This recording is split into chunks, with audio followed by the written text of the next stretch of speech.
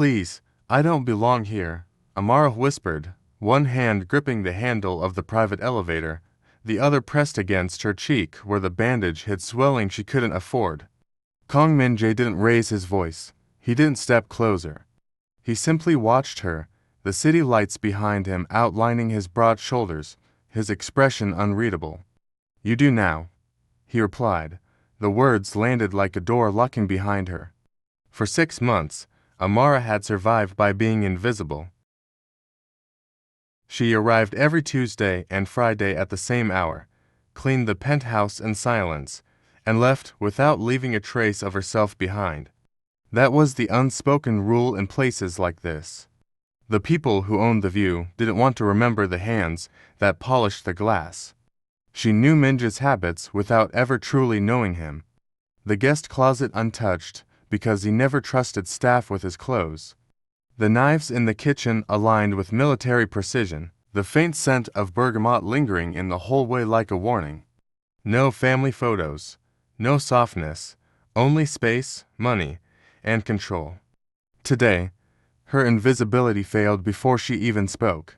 She had tried to hide the bruise with cheap foundation, 3 shades to light because that was all the corner store had. She wrapped the swelling in gauze and told herself it made her look professional instead of broken. Her supervisor would fire her if she showed up looking unpresentable. Rent was due in 8 days. Zara's shoes were splitting at the seams. Amara couldn't afford pride. She couldn't afford rest, so she came anyway. The penthouse was supposed to be empty. Like always, she relied on that. She moved through the living room with her cleaning caddy, vacuuming the edge of a white rug that probably cost more than her car. Floor-to-ceiling windows framed Los Angeles like it belonged to him. In Koreatown, people whispered that it did. Half the businesses carried his name, the rest carried his secrets. Amara kept her eyes down and her breathing quiet. A lifetime had taught her how to take up less space. Shoulders folded inward in elevators, voice softened around powerful men. Laughter kept small so it wouldn't invite attention. She was wiping fingerprints from the marble counter when the elevator chimed behind her. Her heart slammed against her ribs. You're still here, a voice said, smooth and calm in a way that felt dangerous. Amara turned slowly, angling her face away as if that could erase the bandage. I'm sorry, Mr. Kong. I'll finish quickly. Look at me. It wasn't a request. She raised her eyes. The polite distance she imagined between them collapsed instantly. Minja's gaze sharpened, locking onto the bandage, the faint discoloration near her jaw, the way her body held tension like pain lived just beneath the surface. He crossed the room in 3 silent strides. What happened to your face? I fell, she said. The lie tasted bitter. He studied her for a long moment, then his eyes dropped to her wrist, where dark marks bloomed against her skin despite the sleeve she'd pulled down too late. Something cold settled in his expression. Sit. I really should. Sit. Amara, hearing her name out loud, startled her more than the command. Her legs obeyed before her mind could argue. She perched on the edge of his white sofa, wrong in every possible way. Her scuffed shoes, her uniform, her damaged face in his perfect space. Min-jae remained standing, hands in his pockets, studying her the way men like him studied outcomes. Tell me his name. There is no one, she said quickly. It was an accident. He crouched in front of her, lowering himself until their eyes were level. Powerful men didn't kneel. The gesture stole her breath anyway. You think I don't notice what enters my space, he said quietly. You replace the flowers when you think I won't see. You reorganize my books by color. You hum when you work. Old soul songs. Her throat tightened. You are not just the maid, he continued. You are the only real thing in this apartment. Amara stood abruptly, heart pounding. With respect, my personal life isn't your concern. It became my concern when you walked into my home injured. She moved toward the elevator. She needed to leave. Being seen never ended well for women like her. Minja's hand closed around her wrist, not the bruised one. Controlled, precise, dangerous in its restraint. If you walk out now, he said softly, You're taking my protection with you. She let out a shaky laugh. Protection? You don't even know me. His gaze didn't waver. I know you have a daughter. I know you work 4 houses a day. I know someone hurt you. And I know I won't let it happen again. For the first time in years, Amara understood something worse than being invisible existed. Being seen by the wrong man. The elevator lights blinked once. Impatient. Minja's phone vibrated in his pocket. He ignored it, eyes locked on hers. Tell me, he said again, quieter now. Who touched you? Amara didn't answer him. Silence stretched between them, heavy and dangerous. She could feel his patience like a blade pressed flat against her skin, controlled, waiting, capable of turning sharp in an instant. There is no one, she repeated, forcing steadiness into her voice. It was a fall. I'm clumsy. Minjae didn't react. He didn't argue. He simply watched her the way predators watched prey that hadn't realized it was already caught. Slowly, deliberately, his eyes moved back to her wrist. Then to the faint yellowing bruise along her jaw. Then to the way her shoulders curled inward as if expecting impact. Falls don't leave fingerprints, he said quietly. Amara's breath hitched. She pulled her arm back, too late to hide anything now. I don't need help, she said. I just need to finish my job. Minjae rose to his full height. The air in the room seemed to shift with him. You don't get to decide that. The words weren't loud. They didn't need to be. Her spine stiffened. You don't get to decide my life. His gaze sharpened. For the first time since she'd met him, something like emotion flickered across his face, not anger, not pity, recognition. That's where you're wrong, he said. Someone already did. The sentence landed harder than a shout. Amara swallowed. Please. I can't afford trouble. You can't afford silence either. She took a step back, then another, until the edge of the sofa pressed into her calves. Her pulse thudded in her ears. This was how it always started. Someone noticing. Someone deciding they knew better. I don't want protection, she said. I want to be left alone. Minjae studied her for a long moment. Then he turned away, walked to the bar along the far wall, and poured a glass of water instead of liquor. He brought it back and set it on the table in front of her. Drink, he said. She hesitated. Not poison, he added flatly. If I wanted you unconscious, you'd already be there. Her stomach twisted, but she picked up the glass and took a sip. The coolness steadied her hands just enough to stop their shaking. Tell me why you showed up like this, he said. Knowing what it would cost you if your supervisor saw, Amara stared into the water. Images flickered through her mind. Marcus' face twisted with anger. The smell of alcohol, the way his hand closed around her wrist, too tight, too familiar. Because Rent doesn't care if you're scared, she said softly. And my daughter needs shoes. Minja's jaw tightened. You have a child, he said. Not as a question this time? Yes. How old? 7. Another silence. This one felt different. He was calculating something. Not about her, but beyond her. Does he know where you live? Minjae asked. Amara's head snapped up. Who? The man who did this. There is no. Minjae lifted a hand, stopping her gently, but decisively. Don't insult me by lying twice. Her breath trembled. She pressed her lips together, fighting the instinct that told her to protect everyone else by saying nothing. His name is Marcus, she whispered finally. He's my ex. Zara's father. The temperature in the room seemed to drop. Is he back in your life? Minjae asked. No, Amara said quickly. He shouldn't be. He disappeared years ago. And then 2 weeks ago, he showed up like nothing had changed. What does he want? Money, she said. Control, an excuse. Did he threaten your daughter? The question cut through her defenses like glass. Her eyes burned. She nodded once. Minjae turned away, pulling his phone from his pocket. He typed something in Korean, fast and precise. His face was unreadable, but the tension in his shoulders spoke volumes.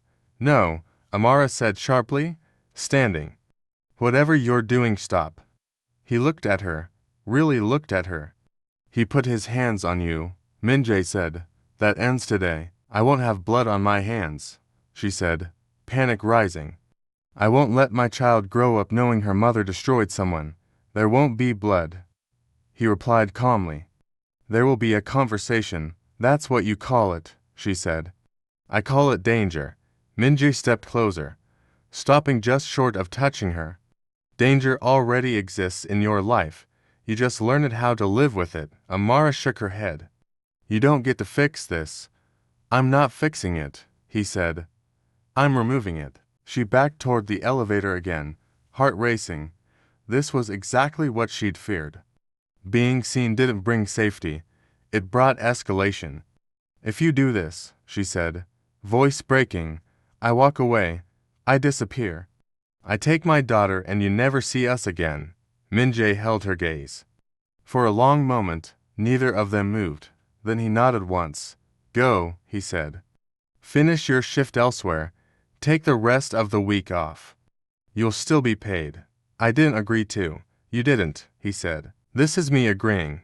The elevator doors slid open behind her. Amara stepped inside, her heart pounding so hard it hurt. As the doors closed, Min-jae's voice reached her one last time. You don't belong in fear, he said quietly. Whether you accept my protection or not, the doors shut. Amara leaned against the cool metal wall as the elevator descended, her hands shaking. Being invisible had kept her alive for years. Now, she wasn't sure it would save her at all. Amara didn't sleep that night. Every sound outside her apartment made her body tense, the rumble of a passing car, footsteps in the hallway, a distant shout from the street below. She lay awake staring at the ceiling, replaying Min-jae's voice in her head, calm, certain, like the world bent when he decided it should. She told herself she was being ridiculous. Kang Min-jae was just her employer. A powerful one? Yes, a dangerous one. Absolutely. But distant, untouchable. Men like him didn't entangle themselves in the lives of women like her. They certainly didn't care, and yet, by morning, exhaustion sat heavy in her bones. She moved through the routine on autopilot, waking Zara, braiding her hair, packing lunch. Her daughter chattered about a spelling test and a girl at school who pulled her braids too hard. Amara smiled at the right moments, kissed her forehead, and walked her to the bus stop with a hand clenched tight around Zara's backpack strap. When the bus pulled away, Amara finally let herself breathe. Her phone buzzed before she could take 3 steps back toward her building. Unknown number. Her stomach dropped. She answered anyway. Hello. Miss Johnson, a woman's voice said, professional and cool. This is Detective Morrison with the LAPD. We need to speak with you about Marcus Williams. Amara's knees nearly gave out. What about him? She asked, gripping the edge of a parked car. He's filed a complaint alleging harassment connected to you, the detective continued. He's also claiming false accusations of domestic violence. The world tilted. That's not. Amara swallowed. That's not true. We'd like you to come in and make a statement, Morrison said. As soon as possible. The call ended, leaving silence behind it. Amara stood there for a long moment, heart hammering. Min-jae's words echoed in her head. There will be a conversation. Her phone buzzed again. This time, a message. Kang Min-jae, I told you I would handle it. Anger flared through her fear. She didn't go home. She didn't go to work. She went straight to the penthouse. Min-jae answered the private elevator himself. He wasn't dressed like the untouchable boss she'd seen before. No suit, no tie. Just a dark shirt with the sleeves rolled up, papers spread across the dining table behind him. What did you do? She demanded the moment she stepped out. I spoke to him, he replied evenly. Now the police think I'm lying, she said, her voice shaking. I have a child. I can't be dragged into whatever world you operate in. His confidence faltered for the first time. That won't stand, he said. You don't get to decide that, she snapped, backing away. You don't get to fix my life like it's a broken deal. I was protecting you. I didn't ask you to. The words landed hard between them. Minja's jaw clenched. Invisible is not living. Invisible is safe, she shot back. And you don't get to rescue me, just because it makes you feel powerful. Pain flickered across his face before he masked it. She turned and left. The elevator doors closed on his perfect, empty world. 4 days passed without a word from him. No messages. No black car parked outside her building. No shadow lingering at the edge of her life. Minjae did exactly what she demanded. He disappeared. Amara told herself she should feel relieved, safe, in control again. Instead, she felt hollow. Marcus' complaint vanished as suddenly as it had appeared. No explanation, no apology, just gone. That terrified her more than if it had stayed. Problems weren't supposed to disappear. They left scars, consequences, proof they'd existed at all. Zara noticed the change immediately. Why don't we see Mr. Kong anymore? She asked one night, swinging her legs from the couch. It's complicated, baby, Amara said. Zara frowned, studying her with eyes far too observant for 7 years old. He made you smile. Amara's chest tightened. I smile all the time. Not like that, Zara said simply. Is it because he's rich and we're not? The question cut deeper than Amara expected. She pulled her daughter into her lap, breathing in the familiar scent of shampoo and safety. Sometimes grown-up lives don't fit together easily.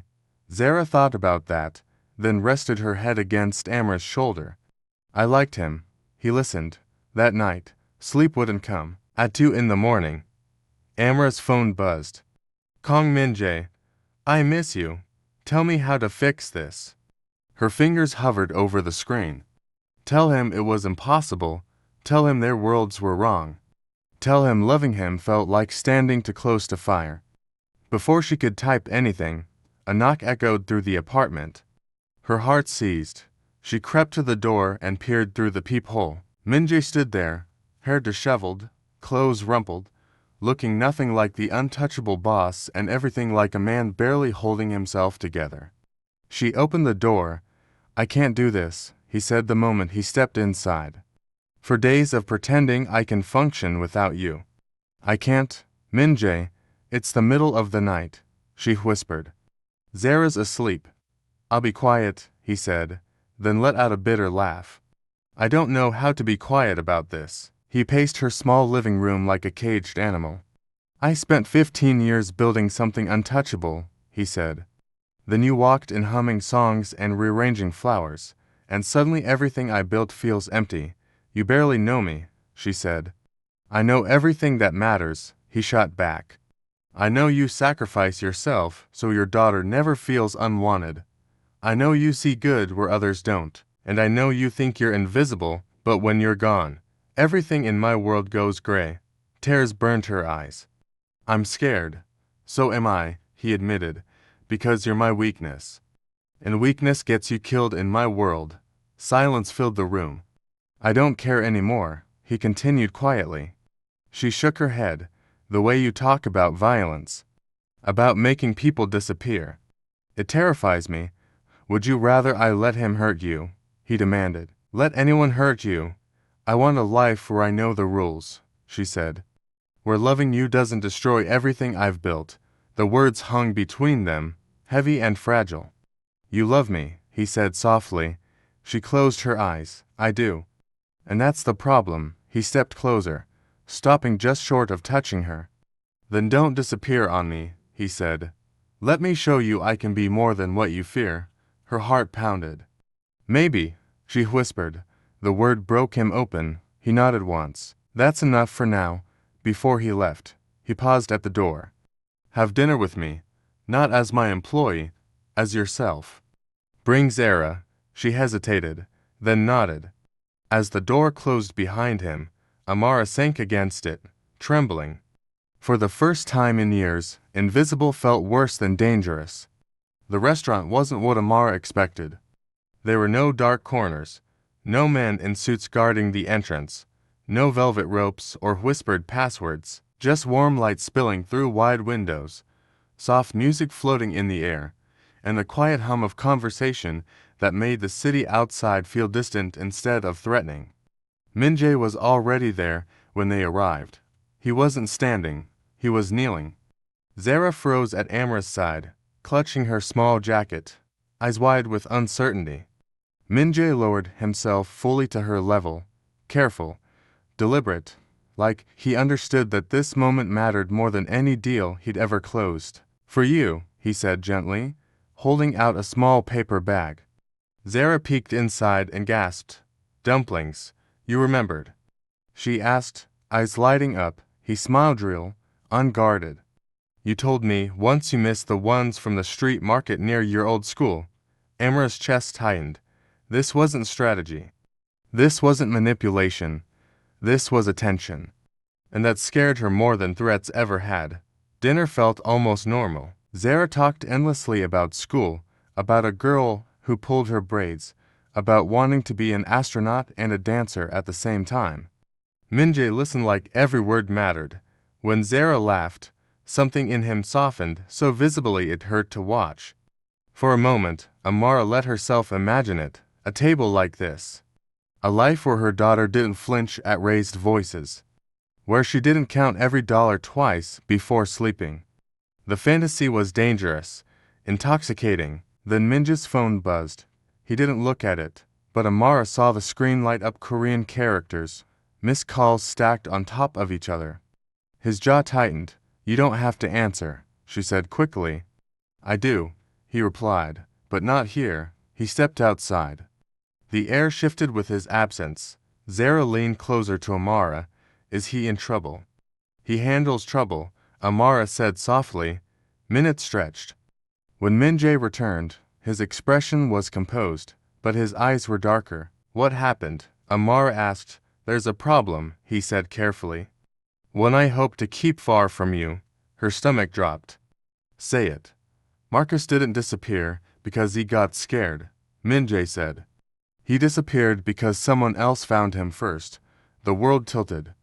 "Someone else. He owes money to people who don't negotiate," Min-jae replied. "They think you know where he is." Fear wrapped around her spine. "I don't." "I know," he said immediately. "But they don't." The car ride home was silent. Zara fell asleep in the back seat, clutching the empty dumpling bag like a treasure. Min-jae drove slower than necessary, as if delaying an inevitable collision. When they reached Amara's building, he didn't turn off the engine. "You should stay with me," he said. "Both of you." "No," Amara said instantly. "I won't approve her again. They will come," he said. "Not tonight, but soon." Amara stared at her sleeping daughter. Every instinct screamed to run, to hide, to disappear again. Invisibility had never saved her before. "What does staying with you mean?" she asked quietly. "It means safety," he said, "and honesty. No more secrets. And your world?" she asked. He swallowed. "It means I change it." The words hung between them, heavy with promise and danger. "I can't be another thing you control," she said. "I don't want to control you," he replied. "I want to protect what matters." She took a shaky breath. "Then start by trusting me." Min-jae nodded slowly. "Okay." That night, Amara didn't sleep. At 3 in the morning, had lights swept across her ceiling. At 3:15, footsteps echoed in the hallway outside her door. At 3:17, someone knocked. Her blood turned to ice. Through the peephole, she saw two men she didn't recognize. Suits, empty eyes. One of them smiled like he already owned her. "Miss Johnson," he called softly. "We just want to talk." Her phone buzzed in her hand. "Min-jae, don't open the door. I'm on my way." The lock rattled. "Mom," Zara whispered from the bedroom. Amara backed away from the door, heart pounding. Running was no longer an option. She moved silently to Zara's room, kneeling beside the bed. Her daughter's eyes were wide, already wet with fear. "Hey," Amara whispered, forcing calm into her voice. "We're okay. I need you to do exactly what I say." Zara nodded, clutching her blanket. "Go into the closet. Close the door. No matter what you hear, you stay quiet until I come get you." "Can you do that for Mommy?" A small nod. a trembling breath. Amara kissed her forehead and closed the door, her chest burning as she stood again. The knock turned into pounding. Last chance, the man called. Open the door. Her phone buzzed once more. Minjae, 5 minutes. Do not open it. 5 minutes felt like a lifetime. The handle jerked violently. Metal scraped. Someone cursed. Amara grabbed the heaviest thing she could find, a cast iron pan, and held it like a weapon she didn't know how to use. Her hands shook. Her feet stayed planted. The door burst inward. One of the men stepped inside, eyes scanning the apartment with cold efficiency. See, he said calmly, that wasn't so hard. Before Amara could react, the second man froze. Behind them, filling the doorway like a shadow given human form, stood Kong Minjae. He wasn't shouting. He wasn't rushing. He simply stood there, eyes black, voice calm enough to chill the air. You're in the wrong apartment. The men turned. Recognition flickered across their faces. Fear followed. Kong, one of them said carefully. We didn't know she belonged to you. Minjae took one step forward. She doesn't belong to anyone. Silence. You will leave now, he continued, and you will forget this address ever existed. The smiling man tried to recover. We're just here for information. You already found him, Minjae replied. A pause. Too long? Yes, the man admitted. Then your business with her is finished, Minjae said. If anyone connected to you comes near her or her child again, I will dismantle your operation piece by piece, starting with whoever gave you this address. The men hesitated. Then they backed away. The door creaked shut behind them. The apartment fell into a terrifying quiet. Minjae turned to Amara. The anger was gone. In its place was something raw, protective, almost frightened. You shouldn't have had to see that, he said. You promised no more secrets, she replied, her voice breaking. So tell me the truth, all of it. He nodded once. I will. She went to the closet and opened the door. Zara launched herself into Amara's arms, sobbing. Minjae watched them, something painful crossing his face. Later, when Zara slept between pillows on the couch, Minjae sat across from Amara, hands clasped tightly. My world is built on fear, he said quietly. People obey because they're afraid of consequences. I told myself that made them safe. And you? Amara asked. I've never been safe, he admitted. Until you. The words landed harder than any threat. But being near me puts you in danger, he continued. That's the truth. Amara wiped her eyes. And walking away won't make that disappear. No, he said. It won't. They stared at each other, the weight of what they'd survived settling between them. If we do this, she said slowly, it's not because you rescued me. It's because we choose each other. Every day, Minjae exhaled like he'd been holding his breath for years. Then let me choose better. Morning arrived, quietly, as if the night hadn't nearly torn everything apart. Sunlight crept through the thin curtains, painting soft lines across the living room floor. The city outside woke up slowly, cars moving, voices drifting up from the street, life continuing with cruel indifference. Amara stood at the sink, staring at a chipped mug in her hands. The coffee had gone cold hours ago. She hadn't slept. Every sound still made her flinch. Safety, she was learning, didn't arrive all at once. It came in fragments, and even then, it never stayed long. Minjae hadn't left. He sat at the small dining table, back straight, eyes alert, like rest was a luxury he didn't deserve. He hadn't checked his phone once. Seeing him like this unarmored, vigilant shifted something inside her. This wasn't power. This was regret sharpened into watchfulness. We need rules, Amara said finally, without turning around.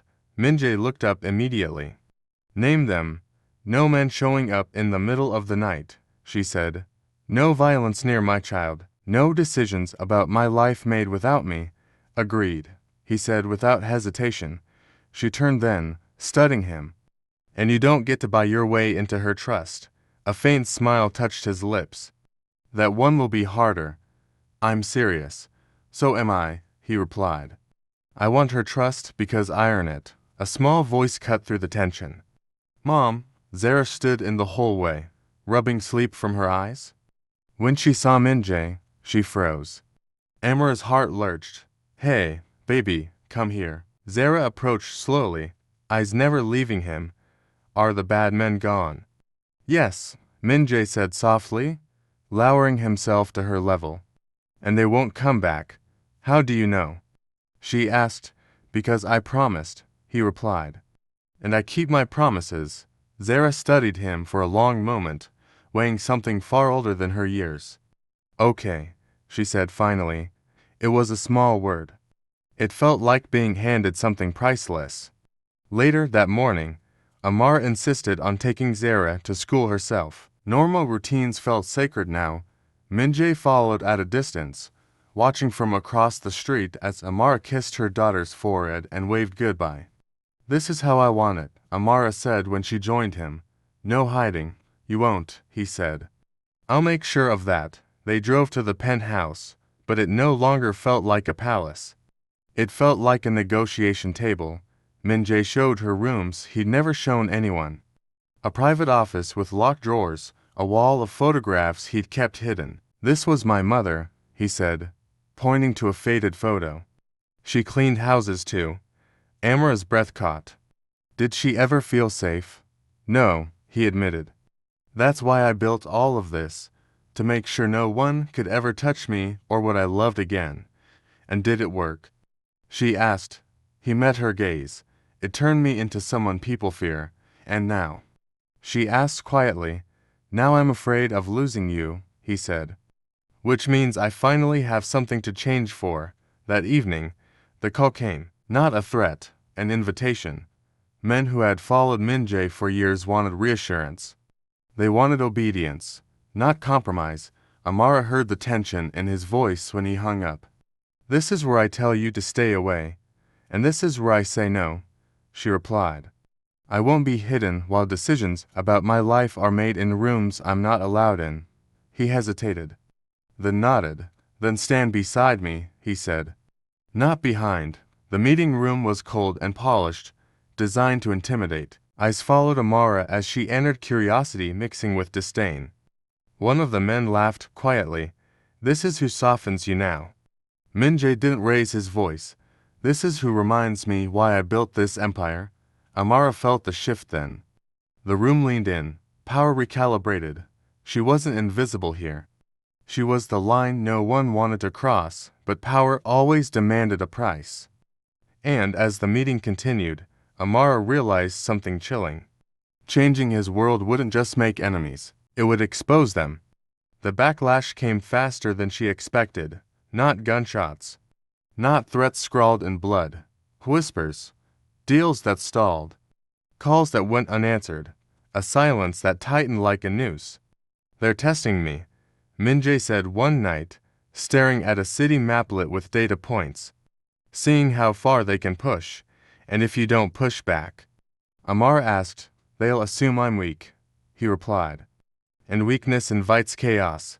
She studied the map, the invisible lines of fear and control. What if strength looks different now? She asked. He turned to her slowly. I don't know how to teach them that. You don't, she said. You show them. The next week was a careful dance. Minjae refused retaliation, refused intimidation. Instead, he exposed corruption quietly. Leaked information, cut off funding channels. He let institutions do what his fists once had. Men panicked, power structures cracked, and someone decided Amara was the easiest way to restore balance. The call came while she was picking Zara up from school. We have your daughter, a voice said calmly. Come alone. The world went silent. Amara didn't scream. She didn't cry. She simply hung up and stood very still as reality rearranged itself around her. Then she dialed Minjae. They took Zara. He didn't ask how. He didn't ask who. Where are you? He asked. Outside her school. Stay there, he said. I'm coming. When he arrived, he didn't look angry. He looked empty. This is my fault, he said. No, Amara replied, gripping his arm. This is the cost of pretending I don't matter. Min-jae closed his eyes once, then opened them, resolve settling in. They want me to revert, he said. To remind them who I was. And will you? She asked. He met her gaze. I'll remind them who I'm becoming. The warehouse sat at the edge of the city like something forgotten on purpose. Concrete walls stained by years of neglect. Windows boarded up. The kind of place where sound went to die and secrets stayed buried. Min-jae parked a block away and cut the engine. For a moment, neither of them moved. Amara's hands were clenched so tightly in her lap that her fingers ached. I'm coming with you, she said. No, Min-jae replied immediately. This part isn't. This part is my life, she cut in. And I'm done being left behind. He looked at her then, really looked at her. Fear flickered across his face, not for himself, but for her. Slowly, he nodded. Stay in the car, he said. If anything goes wrong, you leave, no hesitation. And Zara? Amara asked, voice trembling. He held her gaze. She walks out of this unharmed. I swear it. Min-jae stepped out of the car unarmed. Inside, the air was cold and damp. Footsteps echoed across the concrete floor as he walked forward, hands visible, posture relaxed in a way that made the men waiting inside uneasy. They laughed when they saw him. You came alone. One of them sneered. You've gone soft. Min-jae didn't react. Where is the girl? Zara sat tied to a chair near the back of the room. Her eyes were wide, but dry. When she saw Min-jae, she straightened, trust shining brighter than fear. Let her go, he said. And why would we? Another man asked. You stopped playing by the old rules. You embarrassed people. Min-jae placed a folder on the table between them. Because this contains enough evidence to put every one of you away for life, he said calmly. Bank trails, names, locations, copies already sent to people who don't owe me favors. The laughter died instantly. You kill me, Min-jae continued, and it all goes public. You walk away, and I disappear from your world. Quietly, the men exchanged looks, calculating. And the girl? One asked. Min-jae didn't blink. She walks out now. A gun hit the table, then a key slid across the floor. Zara was free. Min-jae carried her out without looking back. Outside, Amara broke the moment she saw her daughter sobbing as she pulled Zara into her arms, her knees nearly giving out. Zara clung to her, shaking but unharmed. Min-jae drove them home in silence. That night, Zara slept between them, curled into Amara's side like she belonged there. Min-jae lay awake, staring at the ceiling. You didn't use violence, Amara whispered. I used leverage, he replied, and choice. She turned toward him, truly seeing him for the first time. You changed, she said. For you, he answered. For her, months passed. Not quietly, not easily, but deliberately. Min-jae withdrew from the shadows. He cut ties, dismantled structures, let investigations run their course. His name was still spoken in Koreatown, but now with uncertainty instead of fear. Violence was no longer the automatic answer, and that unsettled people far more than brutality ever had. Amara felt the change in small things, walking Zara to school without checking over her shoulder every 5 seconds, sleeping through the night, laughing without immediately wondering what it would cost her later. Safety, she learned, wasn't loud. It was quiet, boring, precious. Min-jae didn't move back into the penthouse. Instead, he bought a modest house in a quiet neighborhood near Zara's school. No guards at the gate, no marble floors, just sunlight through the windows and the smell of coffee in the morning. The first night there, he stood awkwardly in the doorway of the spare room. This is yours, Amara said, if you want it. He nodded, emotion tightening his throat. I do. He didn't try to be a father. Not at first. He helped with homework, fixed a leaky sink, learned how Zara liked her pancakes. When she had nightmares, it was Amara she called for, and Min-jae accepted that. Trust couldn't be demanded. It had to be earned. One evening, as they sat on the porch watching the sun sink behind the houses, Amara broke the silence. Do you ever miss it? She asked. The power? Min-jae considered the question carefully. I miss the certainty, he said. The illusion that control could keep me from losing things. And now? She asked. Now I know better, he replied. Control didn't save me. You did. By refusing to be small. She smiled softly. I never wanted to be rescued. I know, he said. That's why I fell in love with you. The words settled easily between them. Later that night, Zara padded into the living room, dragging her blanket. She climbed onto the couch between them without asking, curling up like it was the most natural thing in the world. Mr. Kong, she murmured, half asleep. Yes, he answered immediately. You won't make Mommy disappear again, right? Minja's chest tightened. He glanced at Amara, then back at Zara. Never, he said. No one who matters should ever have to disappear. Zara nodded, satisfied, and drifted back to sleep. Amara rested her head on his shoulder, tears slipping silently down her cheek, not from fear this time, but from relief. Life didn't become perfect after that, it became real. The city still whispered Kong Minja's name, but now it did so carefully, uncertain which version of him still existed. Some men tested the edges of his absence from the shadows. Others watched, waiting to see if the change was weakness or something more dangerous.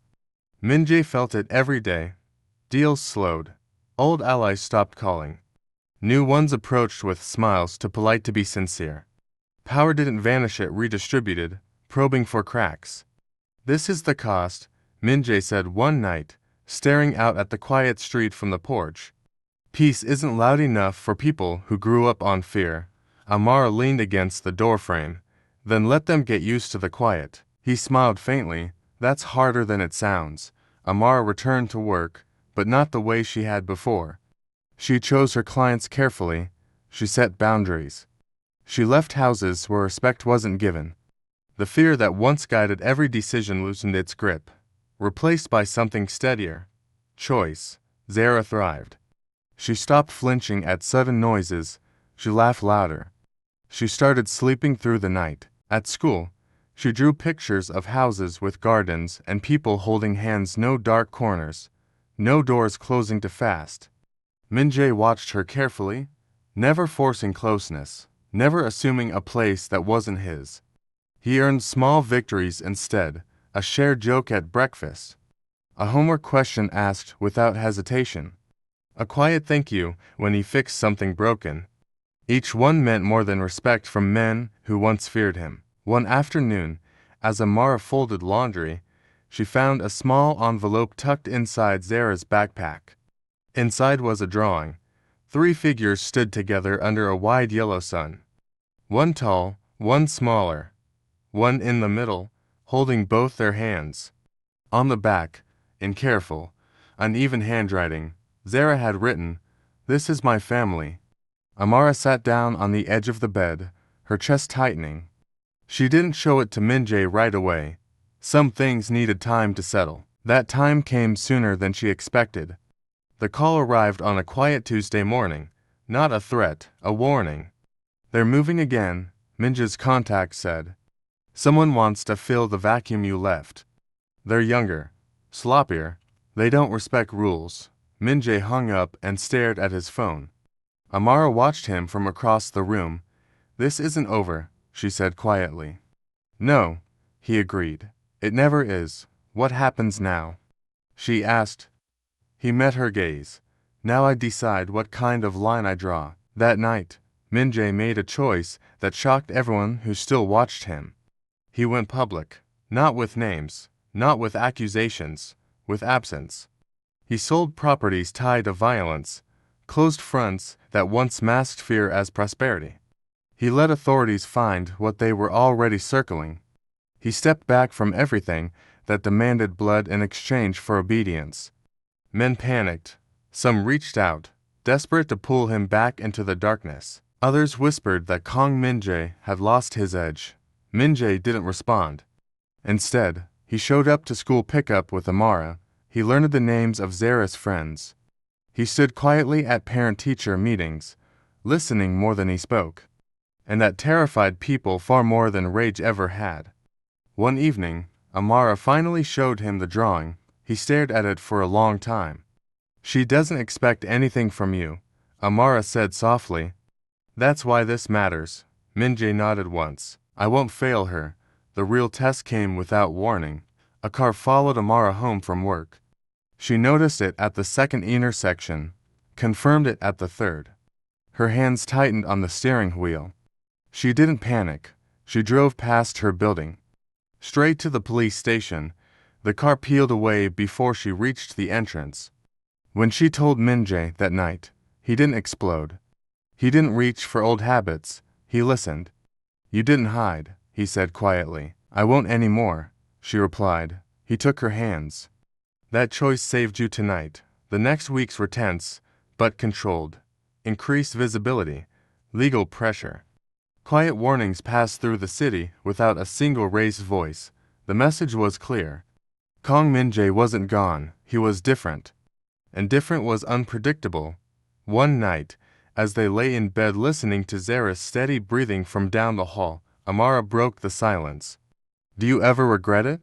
she asked. "Leaving that world behind?" Minjae thought for a long time. "I regret how long it took me to understand what mattered," he said finally.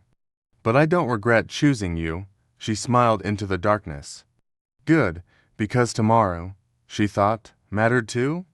The morning was ordinary. That was how Amara knew everything had truly changed. Sunlight filled the kitchen, coffee brewed. Zara hummed softly at the table, swinging her legs as she worked through homework she'd forgotten to finish the night before. Minjae stood at the stove, sleeves rolled up, burning pancakes with complete seriousness. "This one's a sacrifice," he said calmly, sliding the roux and pancake into the trash. Zara giggled. Amara leaned against the counter, arms crossed, watching the scene with a quiet ache in her chest. Not pain, not fear, gratitude. Months ago, she would have called this impossible, a fantasy women like her weren't allowed to imagine, let alone live inside. "Mom," Zara said suddenly, looking up from her notebook, "do you still clean Mr. Kang's house?" Amara paused. "No, baby, why not?" She glanced at Minjae, who had gone very still, then back at her daughter. "Because sometimes people grow out of places that taught them how to survive." Zara considered this carefully. "Did you grow into here?" Amara smiled. "Yes, I think I did." Minjae set a plate in front of Zara and knelt slightly to meet her eyes. "And you," he said gently, "you grew into someone very brave." Zara nodded, accepting this like a fact. "I know." They laughed. Later that day, Amara walked Zara to school alone. Not because she had to, but because she wanted to. She kissed her daughter's forehead and watched her run through the gates without looking back, confident, unafraid. Across the street, Minjae waited by the car. "You didn't watch from a distance this time," Amara said as she joined him. "I'm learning," he replied. They drove through the city together, not as something hidden, not as something dangerous, just present. Koreatown still pulsed with life around them. Businesses opened. People argued, laughed, loved. The city didn't care who Minjae used to be, and for the first time, neither did he. At home, Amara found the envelope she'd tucked away weeks ago, the drawing Zara had made. She placed it on the refrigerator, front and center. Minjae noticed it immediately. "You don't have to," he said quietly. "I want to," she replied. He stared at it for a long moment. 3 figures, 1 son. Hands linked, family. That evening, as dusk settled over the neighborhood, Amara and Minjae sat on the porch steps, the air warm and still. "Do you remember the first thing you ever said to me?" she asked. He didn't hesitate. "I asked you to look at me." She nodded. "And do you remember what I said?" "You said you didn't belong." Amara smiled softly. "I believed that for a long time." Minjae turned toward her. "And now? Now I know better." He reached for her hand, not possessive, not claiming. Just there. I spent most of my life thinking power meant making people afraid, he said. Then you taught me it could mean being worthy instead. She squeezed his fingers. I didn't teach you. You chose. They sat in silence, watching the sky darken. Inside, Zara's laughter drifted through the open window. Once, Amara had whispered, "Please. I don't belong here," because the world had taught her to stay small, quiet, unseen. And once, a man who ruled through fear had answered, "You do now." Not because he owned her life, but because he was willing to change his own. This wasn't a fairy tale, it was something braver. A woman choosing to be seen, a man choosing to become worthy of what he loved. And a life built not on fear but on choice. If you want to know what happens next, their story doesn't end here. It begins again every morning they wake up and choose each other.